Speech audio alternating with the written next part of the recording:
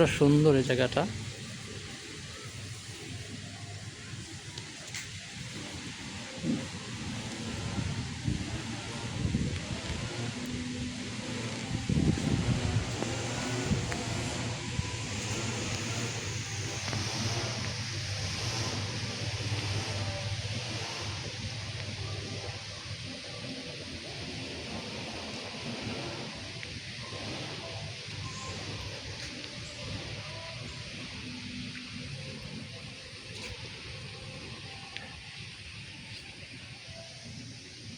কতটা পরিপাটি করে সাজানো, কতটা সুন্দর তোমার জায়গাটা।